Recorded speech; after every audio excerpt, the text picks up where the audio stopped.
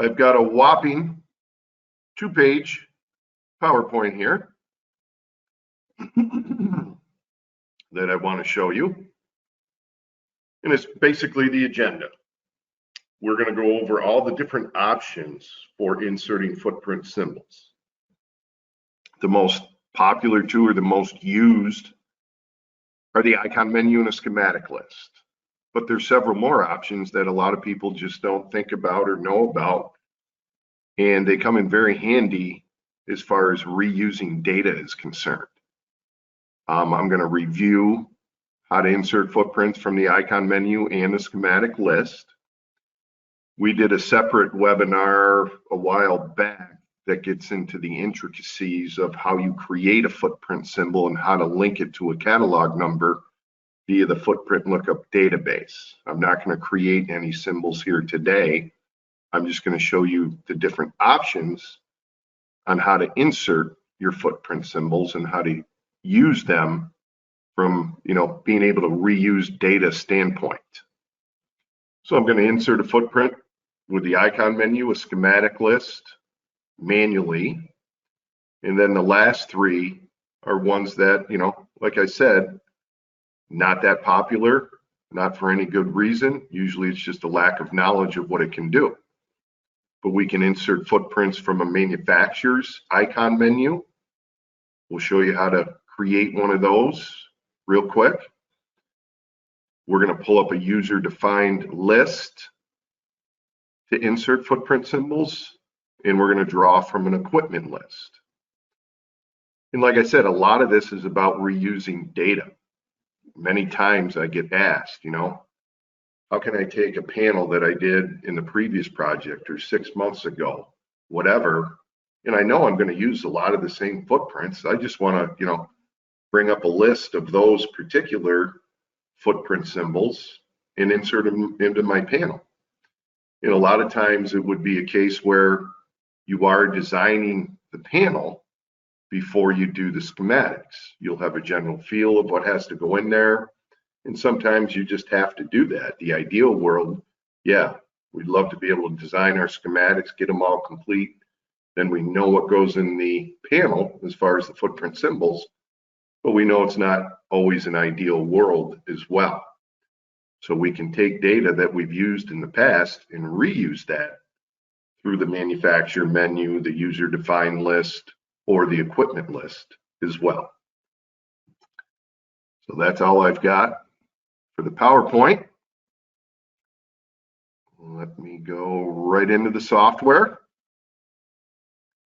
And I've got a simple enclosure here. And I'm just going to insert a bunch of footprint symbols over the next 45 minutes or so. Now I'll start with my panel tab up top. And like I said, the most popular way is usually the icon menu or the schematic list. I'll start with the icon menu. And when you bring up the icon menu really is a preview to the next dialog box of how you're going to actually select the footprint symbol. And I'll reiterate over and over again how a key to the best use of footprint symbols is to link them to your catalog number. And that's the webinar that we did previously to show you how to do that through the footprint lookup database. I'll review that real quick. But as an example, if I want to insert a push button, I select it, I select the category, and then it takes me to my footprint dialog box. Choice A should always be your first choice. You want to insert a footprint symbol via the catalog number. It has to be linked to the catalog number in order to do that, and I'll show you the results of what happens when you don't. But if I hit my catalog lookup button right here, and I'll select one of these Allen Bradley push buttons, I'll pick OK. And I can insert my footprint symbol, rotate it, I get the same, almost the identical dialog box that you get with the schematic symbols. In the tag, you have to fill in all the information besides the catalog data because you've inserted the symbol via the catalog data. And remember, I don't have an equivalent schematic symbol in my schematic drawings yet. So as far as the tag is concerned, I'll just type in PB1 as an example.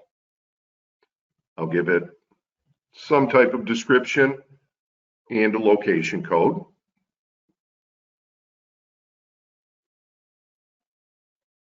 And I'll pick OK. I'll do another one, like a relay, or let's say, yeah, I'll do a relay. Once again, I'll go to Catalog Lookup. I'll grab, let's see, just to change it up for a different manufacturer. Let's say I want to choose a square D type this time.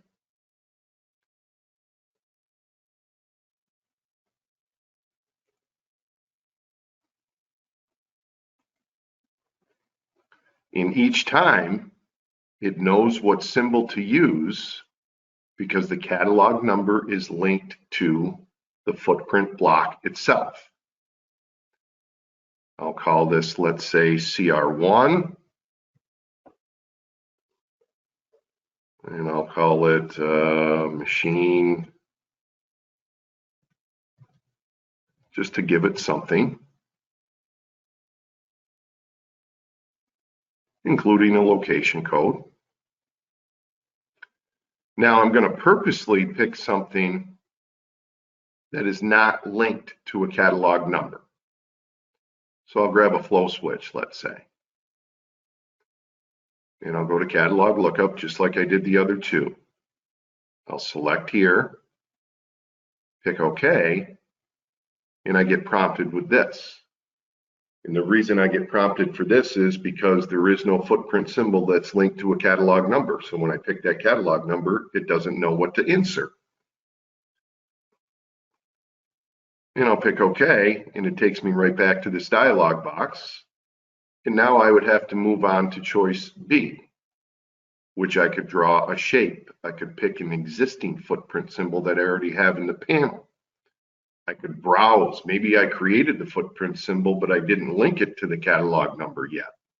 So I could browse to my folder where that footprint block is. I could even choose a non-AutoCAD Electrical block right here.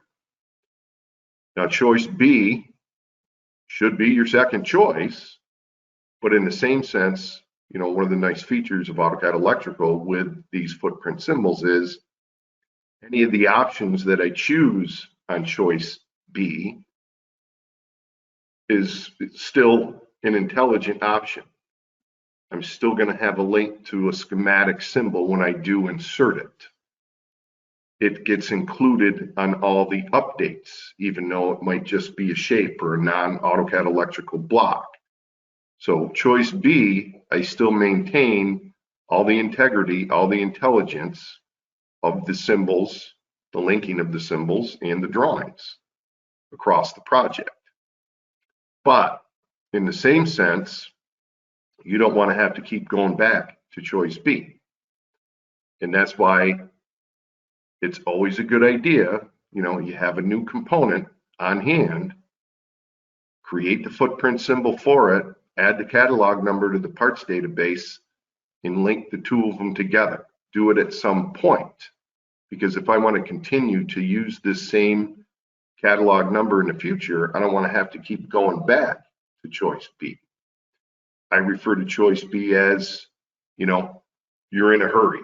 You didn't have time to create that footprint block. You didn't have time to add the catalog number and link the two of them together. I get it. Sometimes you got to get your job done. So you'll go to one of the choice B options. But at some point, you're going to want to take the time to create the symbol, the footprint symbol, and link it to the catalog number, because you don't want to have to keep going back to choice B. So if I just draw a shape here to represent that flow switch, this is what I mean by it's still an intelligent symbol. I can still put a tag on here. I can still fill in descriptions, whatever they might be. I can still give it a location code. So all the intelligence is there, even though all I'm doing is drawing a rectangle to represent, in this case, a flow switch. Now, how do you prevent, or how do you, and like I said, I'm not going to go through this in detail because we have another webinar for that, but just as a review, how do I link my catalog number to my footprint symbol? We do that under other tools. When I'm on the panel tab here, I go to other tools and I go to the footprint database editor. This will give me immediate access to the footprint database. When I choose edit existing table, every manufacturer that you install with the software will be listed. Each manufacturer has its own table to edit in the footprint database. It's called footprint_lookup.mdb. So every manufacturer has their own table in there. And if I choose just to change it up from Allen Bradley, let's say Siemens, and I pick OK, this is where I actually link the footprint symbol that I've created to the catalog number itself. And as you can see, the ones that are done here, you can use wildcards as well. But if I wanted to add a new record, I would pick Add New. And you can fill in the catalog number here. You can type it in, but it's always a good idea to select it from a list. So if I do hit the lookup button, I have access to the catalog database. And depending on what type of, footprint symbol that I've created and added, I want to pick the proper category as far as the symbol is concerned. So let's say I got a new breaker on hand. And let's say it is an Eaton catalog number. So I would select it from the list and pick OK. And that way the catalog number fills in exactly how it is in the catalog database. You could certainly type it in, but you risk making a typo. And then when you go and browse the block in that you want to use, it's not going to be there. And that's how you do link the two of them together. I would hit my browse button here. Let's say I would browse, in this case, to the Eaton library. And as far as libraries are concerned, each manufacturer has a table in the footprint lookup database. Each manufacturer also has a folder in the library, the panel library that comes out of the box. Now, we encourage people to create their own custom folders for their own custom symbols. But right out of the box, you're going to notice when I go to the panel folder underneath library, it lists each manufacturer. And it's a pretty good way to set up the directory structure. People will duplicate this up on a shared network folder for, your own custom footprint symbols. But they set it up kind of the same way because it is a good directory structure. If I do go to Eaton and I do go to circuit breakers, here's all the footprint symbols that they provide, Eaton anyway, out of the box for footprint symbols. So let's say I want to link this one to it. So now in the future, anytime I grab this catalog number, it will forever be linked to that particular block. I pick OK, brings me back here, shows me right at the bottom that I am linking it. Now I've added it to this table. I just added an Eaton one to the Siemens table, but you get the point. You link the catalog number to a footprint block. So when you go to select the catalog number, when you go to the insert footprint command, it's going to know what to use, and you'll never have to go to choice B. And as you can see here, you can use wildcards as well. So if I pick edit record right here, any Siemens catalog number that starts with BQ3B080 uses the same footprint block. And that's a very nice feature that we can use wildcards, because as you know, a lot of footprint symbols, apply, or I should say a lot of catalog numbers apply to one footprint symbol. So that way you don't have to create one for every single component. Sometimes you'll have a one for one where there's no wildcards. But when you have several catalog numbers that use the same block, it's nice to be able to use the wildcards themselves. So that's how the software knows what to insert, and you won't have to go back to choice B. The second most popular way, and the ideal way to insert symbols, is from a schematic list. Now, if I go back to a schematic drawing here, I'm just going to throw down a couple of new symbols in this existing project here. And I'll start with a relay.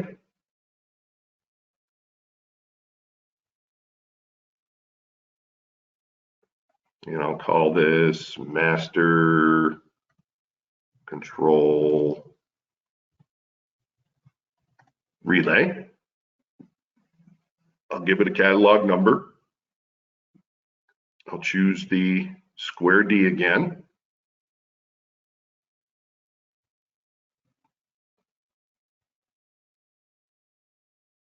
Let's see which one. I'll grab the first one here. And I'll give it a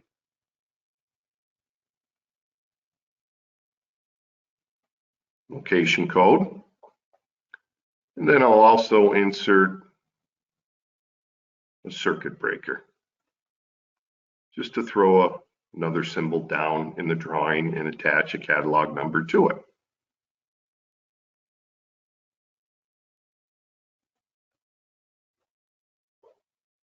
And I'll choose this first Eaton one.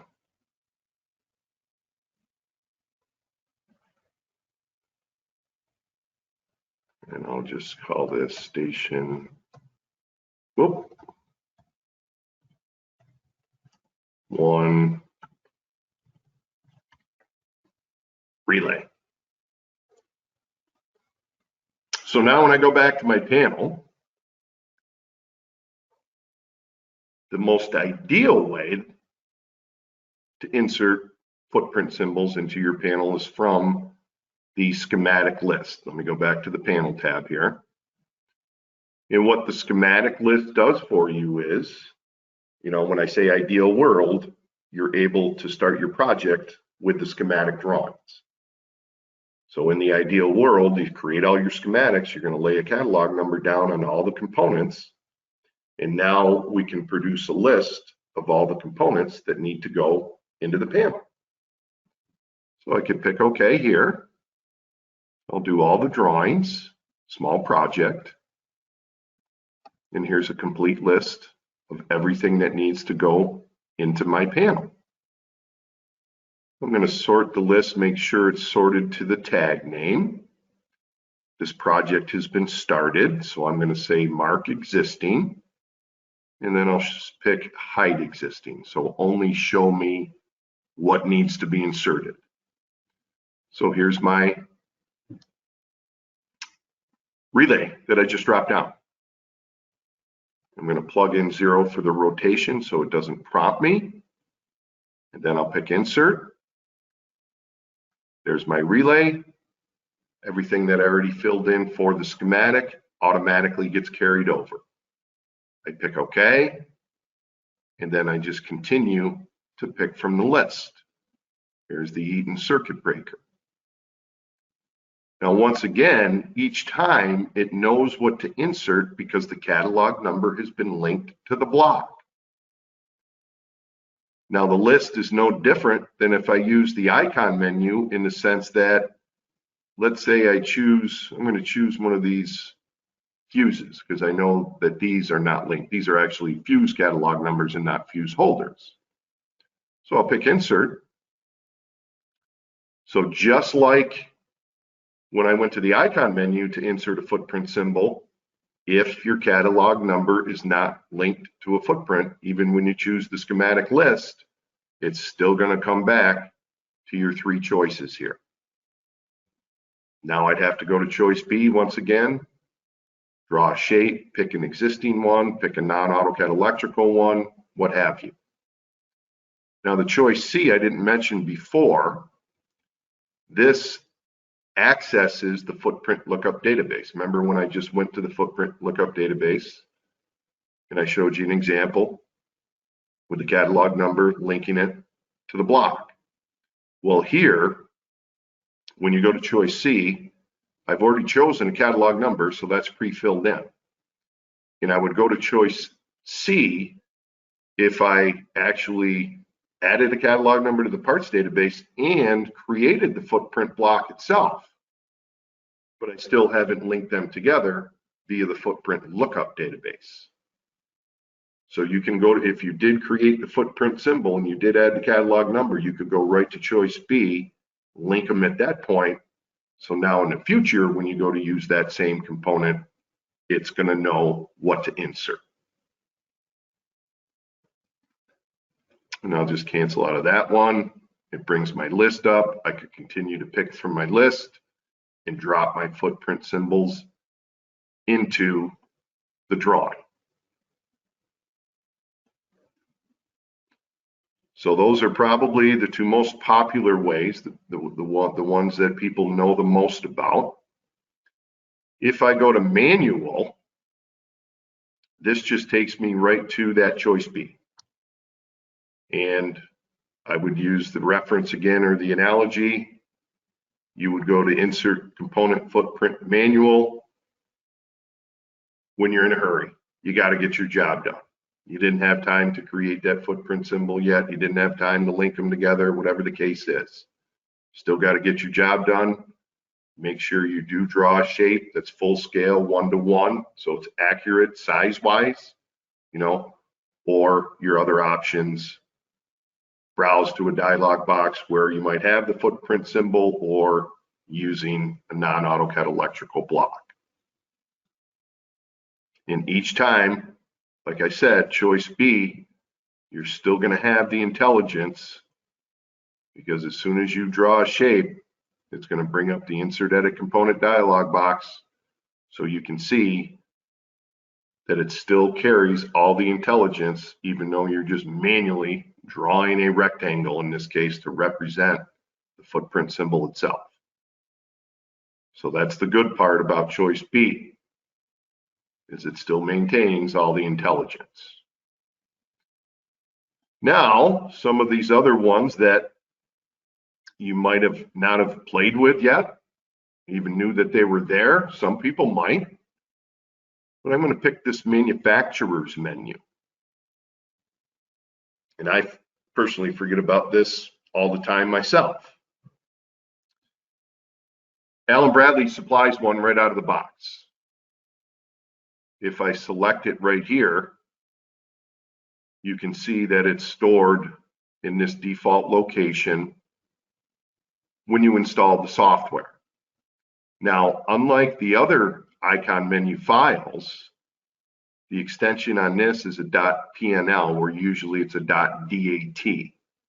As you know, when you go to, if you've ever gone to the icon menu wizard, you're modifying what we call a DAT file, a DAT. They're both text files ultimately. Now I'm going to browse, let's say, basically I made a copy of that and put it on my another folder just so I don't mess up the one that comes out of the box. So if I go to my folder here, you're going to see I have one, that same one for Allen Bradley, and then there's one for Siemens. So if I pick the Allen Bradley one, so now as you can see, it's going to provide me the path of where this one is. I pick OK. And here's Allen Bradley's icon menu. And as an example, if I go to Fuse Blocks and I pick a type J, notice right now there are no images to go along with these. I'm going to show you how to rectify that real quick and easy. But let's say I pick this 3-pole fuse block. So this is right out of the Allen Bradley library. And it brings up, just like any other time, you go to the insert a footprint symbol, it's going to bring up your, insert edit component dialog box. From here, plug in your tags, your descriptions, your locations, rating if you have one. The catalog number's already there because when you insert footprint symbols, you insert them via the catalog number every single time. So I could pick OK right here. Now, if I want to add images to the ones out of the box, let's say, and you can do this for your own custom icon menus. You can do it if you're modifying an existing icon menu. I would go to the icon menu wizard. I would browse to where I have this one stored.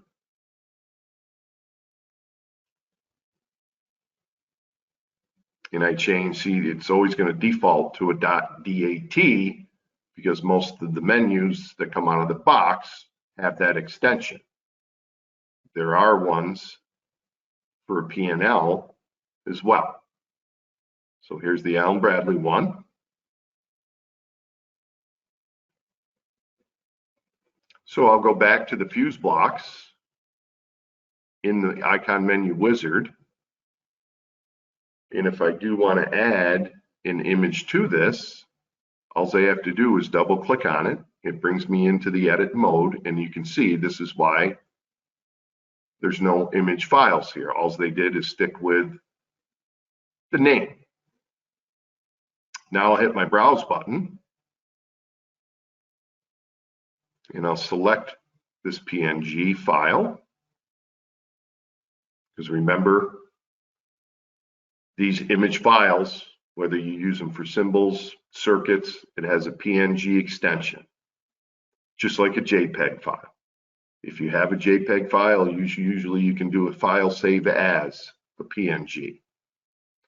So I'll pick OK.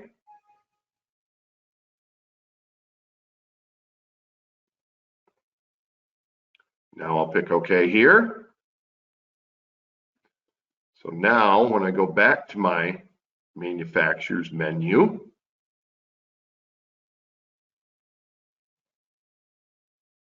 still got to browse in to the one that I have stored in a separate location.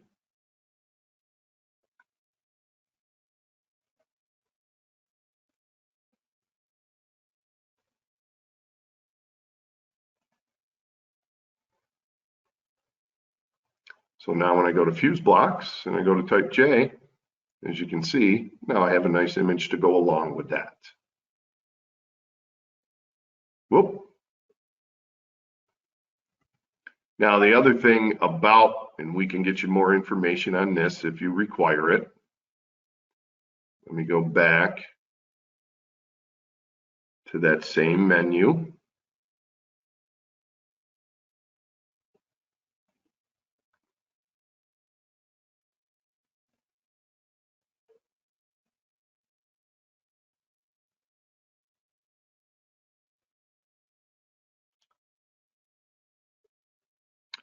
Down here, that can be confusing if you've never used a command for a component.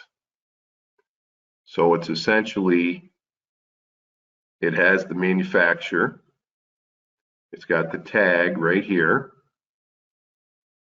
it's got the catalog number right here, and then this is the actual link to the footprint symbol. You can do all of that right from the command line, and if I pick this list button, it will bring up a list of the commands that you can incorporate into an icon menu. So that's how you would, create your own icon menu, because remember, it's different than schematic symbols. Schematic symbols, you do insert the symbols directly from the icon menu. But with footprint symbols, it ultimately has to insert it via the catalog number. And that's why you see this command prompt down here listing the catalog number, the footprint block that it's going to use, so on and so forth. So it's taking all of that when you go to the regular, choice A, and it's lumping it into the command down here. So that's how you can create your own custom ones as well.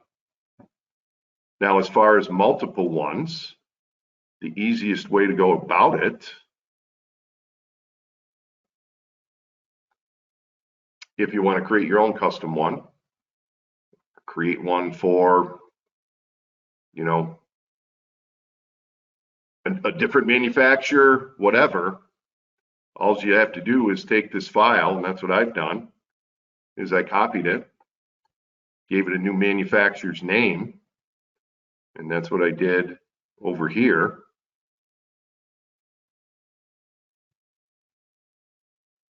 So now, as you can see, I've got two of them. And if you were to open this up in Notepad, as you can see, it's just a big text file.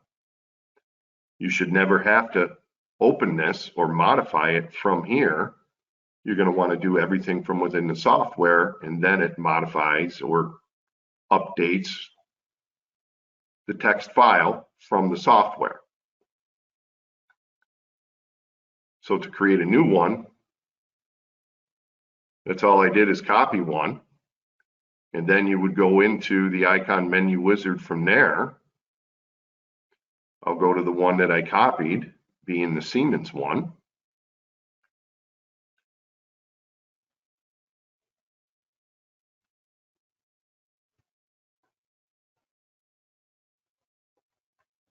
And then from here, I'd rename it so it doesn't say Allen Bradley footprints, it says Siemens footprints. But a lot of times I could use the same category, so I don't have to create new submenus. When you create one for a different manufacturer, most of the manufacturers are going to have push buttons, pilot lights, selector switches, contactors, whatever. I could continue to add more categories per the manufacturer that I'm creating this for. Or remember, you can create your own custom one. Call it, your company name, manufacturer, whatever, and add all the ones that you normally would use. But that's all you have to do from here is go into each category and then go into each one and then modify it. Maybe the description can stay the same, but you are going to have to change the footprint paths down here with the proper, footprint name. So it inserts, in this case, a Siemens one instead of an Allen Bradley one. And that's anytime I created my own icon menu, custom icon menu, I always start with an existing one. I literally copy it out in Windows Explorer, go to the icon menu wizard, and then start hacking it up from there. I've copied them and almost completely deleted all the original stuff because it's all going to be new custom stuff. So whether you're copying a DAT file or a PNN file, that's how you can, it's the most easiest direct way to create your own custom ones. So that's a manufacturer's list. It's another way to insert footprint symbols. And then we have a user-defined list. And like I said earlier, a lot of this is about reusing data, right? You know, the whole audience out there right now, you've got different specs on different manufacturers that you use, different manufacturers and different catalog numbers. But anytime, like I'm teaching a class, I'll always ask the audience, you know, you might have a wide variety of different manufacturers and catalog numbers that you use, but ultimately at the end of the day, you have a standard, you spec certain catalog and manufacturers. So the list, you know, it might be a little long, but it's usually not overwhelming. With this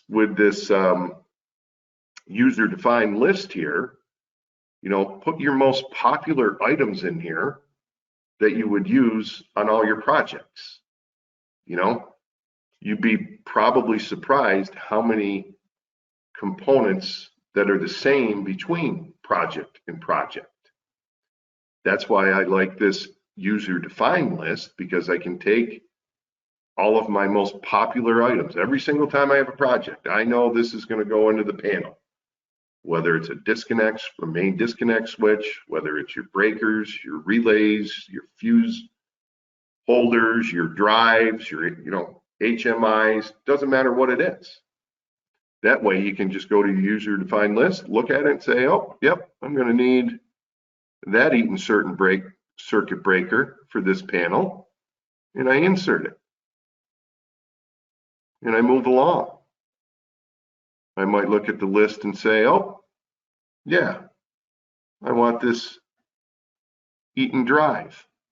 So I insert that into the panel. You know, that's another popular one I might use a lot. You know, even a limit switch.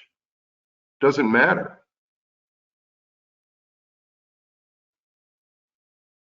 So if I'm throwing a panel together, and from project to project, I might use a lot of the same stuff. And you can keep adding to this list all day long. If I want to add, you know, a new footprint to my list, I would pick add down here. And it's very similar to the footprint database itself, the footprint lookup database. So essentially, I browse in a block I want to use, and I'll pick on, let's say, Eaton, and maybe I want to choose motor starters, and I'll select, let's say,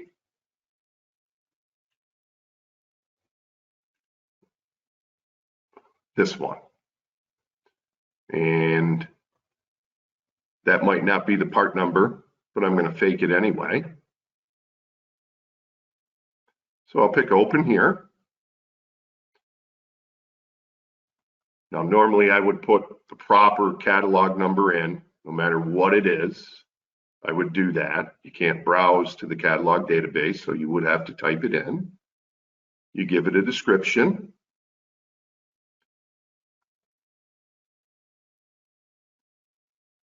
And I'll just call this contactor. Manufacturer. And if I had an assembly code to go along with it, or if I wanted the text values to get picked up from what is in the catalog database, I would do that. I pick OK. Now I've got a new footprint that I can use from my pick list. And that's what a lot of people don't know about is, you know, that's a pretty straightforward process as far as adding footprint symbols to your list. You just, like I just did, you have to have the block created, browse to the location of where you're storing it. It could be in your own custom footprint library. It could be in one of the ones that's out of the box. So you got to have the block. You got to have the catalog number. You browse one in, you type the other one in, and you're done. Now, the next time you need it, when you're throwing a panel together, it's going to be on your list. And you can just pick from that list all day long. If you ever needed to edit one of these, I could select it, pick edit, change the manufacturer, browse in a different block, if I have a new one, updated one, what have you. So that's a pretty straightforward, doesn't take much time process. And this is one of those living, breathing files. There's a file called wd_picklist.mdb. And I say it's living and breathing because you should be adding to it all the time. You think you're going to reuse, I keep saying that same word, reusing data. You think you're going to reuse a footprint symbol from project to project to project, come in here, add it to your pick list. Because if you think about it, it's a lot easier to select it from a pick list than having to go to the icon menu, going to the category you need, picking the right one, hitting your catalog lookup, picking it from there. Think all the time you can save just by going to that user-defined list. It's on the list, you pick it, you insert it, you're done. So you're gonna have some common components that you use from project to project to project. Or it might be one that you think you're gonna use in the future. Even if it's not from project to project to project, you know, it could be the next project down or the next one after that. Get it in your list. So that way, when you're ready to throw your panel together, you pick from the list and you're inserting, you're done. A lot quicker than having to go to the icon menu or even the schematic list. And then the last one I'm going to talk about here is this equipment list. And this is very cool. This would be, you know, I often get the question, I'll say reuse data again. Somebody wants to take a panel that they did from the past, and they just want the components from the panel because they want to start their new panel. So it's like, I need all the components. I'm starting with the panel as far as the workflow is concerned. I don't have any schematics done. Give me the last panel that I used. You can create an equipment list of that. Then you can tweak it to be your own as well. And you can also use the project database files. So I'm going to show you two ways how you can use this. One is from a different project, and another one you can produce from a report as well. So as an example, let's say I want to duplicate what I did or somebody did. Everybody has this demo project when they install the software. NFPA demo. I'll pick open. Now this lists every category from the project database, as you can see. I'm going to go with panel components. And I'll pick OK. I'll use the default settings from the software. And I'll pick OK. So here's a complete list of all the components from this previous project. So as an example, you know, even a piece of DIN rail. If I select a piece of this DIN rail, I have no idea what size this is going to be, but I'll pick insert right here. So here's a piece of DIN rail. Maybe you need one the same size. So you insert it into your panel. This one, I'll rotate it, let's say 0 degrees, pick OK, brings my list right back up. So I'm using, you know, same size DIN rail as I did in this previous project. Here's all the breakers that I used in the previous project. Let's say I'll pick one. This time I'll pre-rotate it. So now I've got this breaker. Now, the tag, description, location, that's coming from the previous project. Yours might be different, but in But who cares at that point? You wanted a list of all the components that were in that previous project, and you want to use them easily in this project. So once you get to the Insert Edit Component dialog box, give it any tag you want for this new project. Give it any descriptions that you want. Maybe they're going to be the same. They are, you got less work to do. Or at the very least, usually your tag's never going to be the same from project to project, so you might have to change that. But, maybe you want to use the same location codes for this project, or even a description. So once you bring it in, it's grabbing it, all that information from the previous project, and then you can modify it as you bring it in. So that would be an example of, being able to quickly and easily utilize all my components, my footprint symbols from another project. Now, another way you can do this, let's say the current project I'm in, I might want to use in the future on another project. I'm going to go to the Reports tab, and I'm going to go to Panel Reports, and I'll run a component list. I'll do all the drawings, always QSave.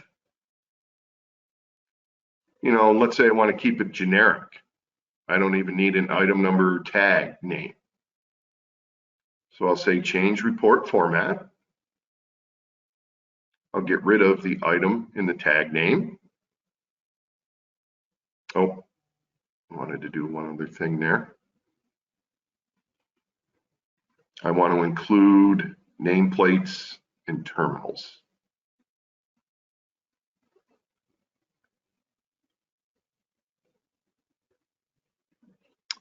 So here's going to give me, there's all my terminals as well. So now I'm going to save this to a file.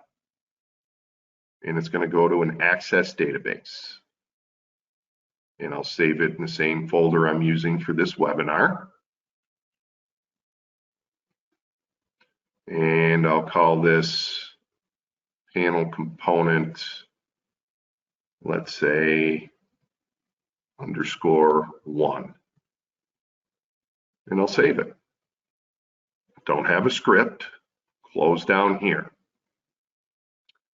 So now let's say I got a new project, new panel. I can go back to the panel tab here and go back to the equipment list. And this time I'm going to browse to where I just saved that access file. There it is right here. Go to the default settings once again. So now it's a little bit more generic, as you can see. And then this can be a living, breathing document that you could continue to use for future projects, just like the pick list. It's kind of doing the same thing. You're just using an Access database this time instead of that pick list. And as an example, let's say, I know about how many terminals I'm going to have, and I'll pick, a whole bunch of these.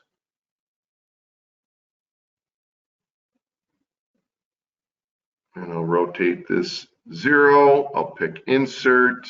I'll say Use Uniform Spacing with a Y distance of 0.65. I pick OK.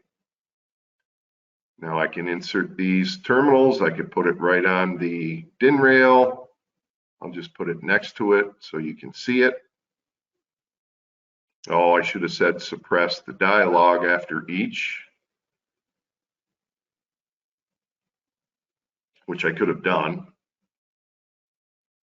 So instead of hit OK here, I'm going to hit cancel. I should have just suppressed the dialog. No, looks like it's not going to let me. Just skipped one when I hit cancel there is all. My bad. But again, While the dialog box is up, normally you would fill in a location, a tag strip, and a terminal number as well if you did know it ahead of time.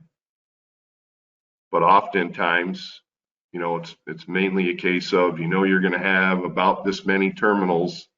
Let's see how much space it takes in the panel itself, because you can always go back and fill that information in. But the main point here is, you know, I've got what we call an equipment list together. I can insert the footprint symbols this way as well.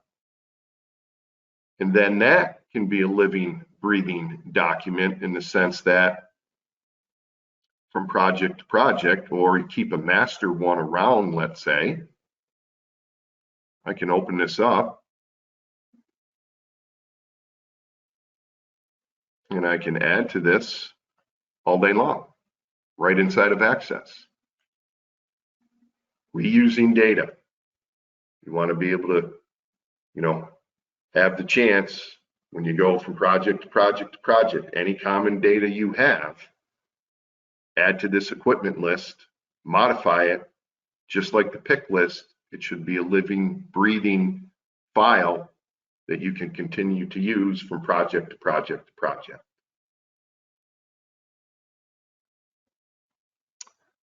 So that's how, you know, alternative ways besides just the icon menu and the schematic list, which are very popular for inserting footprint symbols. Don't forget about these other options, because when you can reuse data, you know, it can just go a lot faster when you're trying to throw a panel with all the components or most of the components together. And most of the time it would be a case of, you know, you haven't done your schematics yet. Because if you do your schematics first, you know, really it's a no-brainer at that point to just go with the schematic list. Pick from the list, drag and drop your footprint symbols in. But if you haven't done the schematics first and you need to throw the panel together, these are some great options that you can use. Okay, questions? Hey, Greg, we've got one question in the panel. And when I read this, it's a good question. I've heard arguments for both halves of this. So you have a relay with side-mounted auxiliary contacts. Yep. Do you build a footprint for that combination? Would you need to create a footprint of the relay with every combination of auxiliary contacts that is used? I usually go with multiple catalog numbers in that case. I mean, you could build an assembly, and then as far as the footprint symbol is concerned, you know, for each assembly that you create with those combinations, it could be part of the footprint symbol. I tend to go with, because if there's so many different combinations, not building the assembly, I'll create a separate footprint symbol for the aux contacts, and then I build the assembly on the fly. Come here. By using the multiple catalog option down here. So when I have it's like a fuse holder and a fuse, right? Well, when I choose a fuse holder, it could be good from a 0.5 amp all the way up to 30 amps. Well, I'm not going to create 50 assemblies with 50 different footprint symbols. I'm going to, you know, build the assembly on the fly. I'm going to attach a fuse holder, then I'll go to multiple catalog and pick fuse. Now I've built the assembly, and I would have a separate footprint symbol for each one and insert them accordingly. That's my, you know, that's my preference. But like Kendra said, we get this question a lot because some people prefer just to create the one footprint symbol with the aux already there. That's okay too. Hopefully that answered your question. At this time, that is the only question that has come in. Wow. It's an easy crowd today. Must be lunchtime. All right. Well, Ashley, there's no more questions. Okay, well, thank you, Greg, for the presentation, and thank you all for attending. If you think of questions later, you can simply reply to that confirmation or reminder email you received from GoToWebinar. We can get those to Greg or your sales rep to get your questions answered. Once again, there will be a short survey pop up as we close down. If you want to leave your AIA number in there, we can submit that for you. Also, again, everyone registered will receive a link tomorrow in your email with a link to the recording. Looks like there might be one more question if you want to get to it. What about profile of devices? What do you mean by profile? Not quite sure what you mean by profile.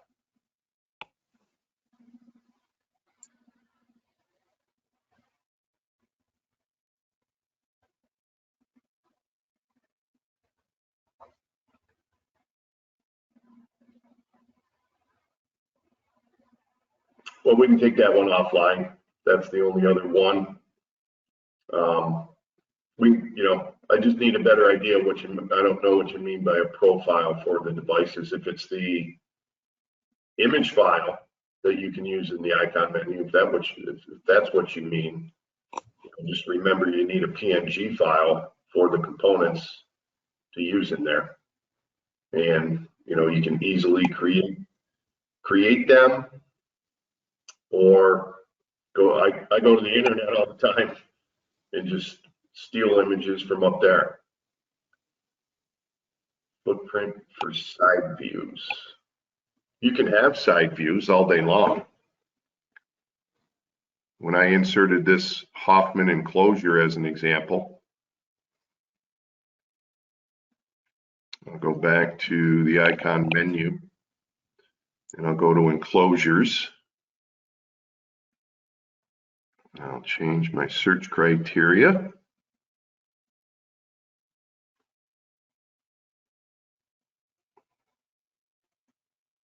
So when I insert this, you can get side views all day long.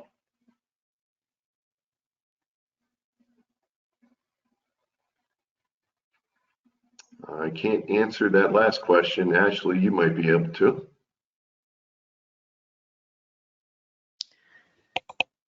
We can provide you a certificate via email that you could submit and self-report on that.